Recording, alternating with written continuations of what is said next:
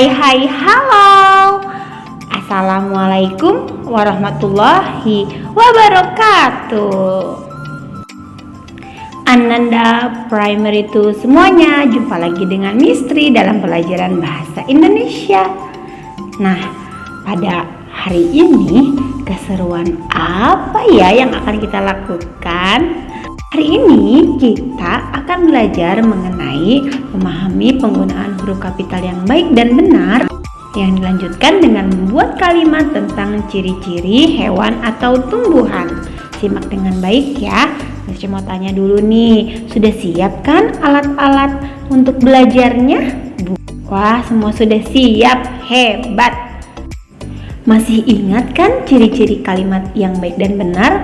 Pertama, harus diawali dengan huruf kapital. Selanjutnya diakhiri dengan tanda baca titik, tanda seru ataupun tanda tanya. Huruf kapital biasanya digunakan untuk menuliskan kata di awal kalimat. Dan yang kedua, menuliskan nama orang atau pelaku dalam cerita. Yang ketiga, menuliskan nama tempat, kota atau negara. Yang keempat, untuk menulis nama hari dan bulan. Dan yang terakhir, untuk penulisan judul. Sekarang kita perhatikan contoh penggunaan huruf kapital berikut ya. Contoh pertama adalah huruf kapital digunakan pada awal kata dalam kalimat. Contohnya, kolam ikan Doni dipenuhi macam-macam ikan. Lihat kolamnya, merah kan? Artinya itu awal kata dalam kalimat harus huruf kapital.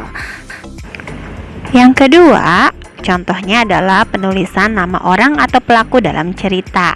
Di contoh bisa kita lihat ada Ratih, Purbasari, dan Kelinci. Selanjutnya adalah penulisan nama tempat, kota, dan negara. Contohnya ada Pasar Tagok, Padalarang, dan Indonesia. Selanjutnya kita lihat untuk contoh penulisan huruf kapital, nama hari dan bulan. Contohnya ada Rabu, Minggu, atau April. Yang kelima adalah penulisan judul. Nah, untuk penulisan judul ini ada kata-kata yang tidak harus ditulis dalam huruf kapital. Kata-kata tersebut adalah di, ke, dari, pada, dan, yang, untuk, dengan, dalam, secara. Kita bisa lihat contohnya sejarah bunga Rafflesia arnoldii. Huruf S, B, R, dan A semuanya huruf kapital karena ini merupakan judul. Contoh yang selanjutnya ada Upin dan Ipin, hanya huruf U dan I yang kapital, sedangkan dan tidak memakai huruf kapital.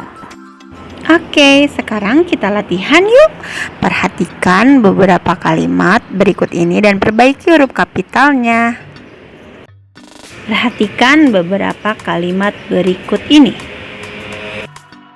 Kalimat pertama ada Rika membaca buku Upin dan Ipin. Kalimat kedua, mengapa Simba pergi ke taman safari? Kalimat ketiga, hari Kamis Nina membeli buku ensiklopedia tumbuhan. Kalimat keempat, aku berulang tahun di bulan April.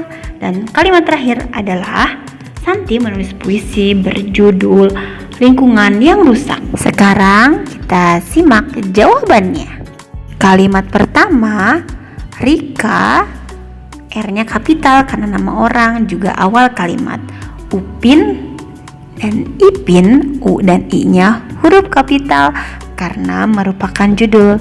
Jangan lupa ya, kalian harus membubuhkan tanda titik di akhir kalimat. Nah, sekarang kita lihat soal kedua. Kalimat yang kedua, mengapa Simba pergi ke taman safari? M huruf kapital karena awal kalimat, S nama tokoh, taman safari nama tempat, jadi huruf kapital. Sekarang kita lihat pada kalimat yang ketiga.